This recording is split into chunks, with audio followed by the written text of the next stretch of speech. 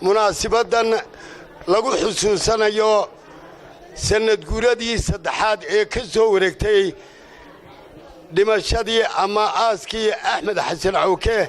Ahmed Xasan Awke waxaanu wada shaqayn jirnay 81kii ilaa intuu ka dhimanayay annagoo raadiyo Muqdisho aan ka mid ahaa nimankii ugu saaxiibka badnaa aniga Daahir Maxamuud Xaddi iyo Abdinuur Sheekh Maxamed Saaq oo BBC-da imiga ka hadla oo habeenkii iyo maalintiiba inta badan aan waqtiga meelo ku wada lumin jirnay. Ahmed waxa uu waxbarashadiisii dugsiga sare uu ku qaatay jaamacadda Amuud halka imiga ku taalo oo dugsiga sare ee Amuud la oran jiray oo imiga qaarkiin ay ka mid yihiin ardayda dhigata ama kuwii ka soo qalin jabiyay jaamacadda Amuud. Ahmed taariikhdiisa laguma xusi karo buug iyo 10 buug iyo xaflado badan oo la qabto. Ahmed wuxuu lahaa halaysyo badan oo lagu yaqaanay. ninkan waxa uu ahaa raadiyo Muqdisho noogu xayeysiiska badan.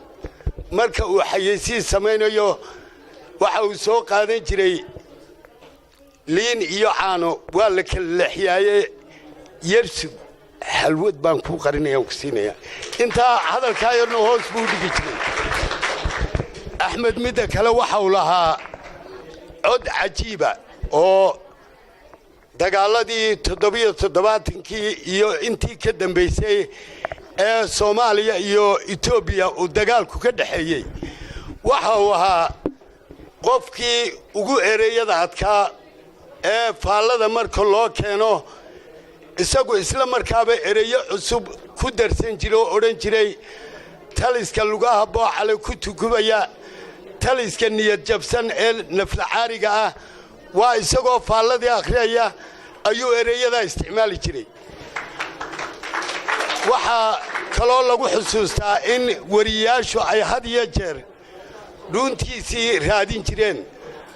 dhuuntana waxa ugu roonaa kuwa arabkhida iyo shuurada cuna ee kuwa baastada iyo bariiska cuna dhuuntoodu ma weyna. hadda marka gabile baanu ku wada dhalanay reer kala baydh baanu hayn waanu isku xaafada dhaweyn. marka Ahmed waxa uu isticmaali jiray ereyo badan oo ka duwan kuwa kale. waxaan xusuustaa markii uu dhintay Yuusuf Garaad baa maqaal ka qoray. wuxuu Yuusuf Garaad yidhi annagoo maalin hurdeel fadhina yaa waxa nala joogay nin wariye oo faan badnaayo de shaqadiina waa laga soo rawaxay.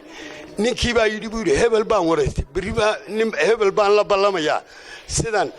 markaasuu ku yidhi Ahmed war hebel adi maana shaqada ka rawaxinba maana shaqada ka rawaxin wuxuu ka wadaa ma fiicna warka marka aad soo akhrido ama aad samayso waa inaad sheekadii ka daysaa suuqadii oo ay halkaas ka kaato. laakiinse haddaad tidhaaho hebel baan sanahay bal warkaygii ka waran sidoo ha codkaygu ma fiicnayn.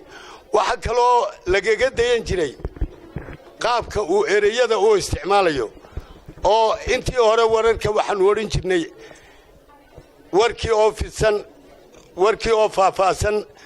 markii dambe kelmadu noogu soo daray isagu oo ah warkii oo dhan oo cod weyn halka ka oran jiray. marka inta badan hadiye jeer wuxuu ahaa nin dulqaad midhan oo aan dadka ka xanaaqin aan dadka xamanin aan dadka caayin oo muslim iyo gaal baan idhaahay ay ka amaan heleen. marka inankiisa curadka Maxamed Ahmed Xasan Awke ayaa wuxuu yidhi abahay maalin buu su'aal weydiiyay.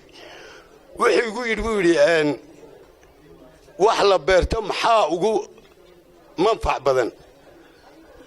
markaasaan ku yidhi haruur iyo bariis iyo arabakhi iyo markaasuu yidhi maahin aabataasi wax la beerto waxa ugu badan buu yidhi bulsho. de maanta bulshadiina waynu aragnaayo intaasoo hablood iyo intaasoo dhalinyaro oo waji farxad leh ku xusaya kuna baroordiiqaya Allah u naxariistay Ahmed Hasan Awke waa bulshadii uu beertay marka taariikhdiisa kama sheekeen karno waxaan halkan tacsi uga marinayaa dumarkiisii oo iyo caruurtiisii oo ay ka mid tahay Saacadiya Abdullaahi Salaad oo raadiyo Muqdisho nagala shaqayn jirtay barnaamijyo gooniyana aanu ku wada qornayn annagu oo caruur badan oo haysa iyo caasha oo iyaduna wiil iyo gabadh oo haysa ayaa waxaan leeyahay tacsi ayaa naga gudooma iyo walaashii Canab Hasan Awke iyo caruurteeda oo uu abtiwa Ahmed Hasan Awke idinkana waxaan idin leeyahay aan iska ilowno xanta iyo been abuurka iyo waxyaabaha imiga lagu hadaaqo ee qabiilka Ahmed nin qabiil mu ahayn qof kasta wuxuu ku oran jiray adeer iyo abti hadduu nin sidaa xigso oo reernimo ugu dhawow wuxuu oran jiray waryaa anuu bulsho ballaaran baanahay Soomaali baanahay waxbaynu isku nahay iga xid marka waxaan leeyahay dhammaanteen bal aan ku dadaalno inaanu dhawaano oo aan ku dayano qolada wax qortana waxaan leeyahay ka fiirsada waxaad qorasaan waad salaamantiin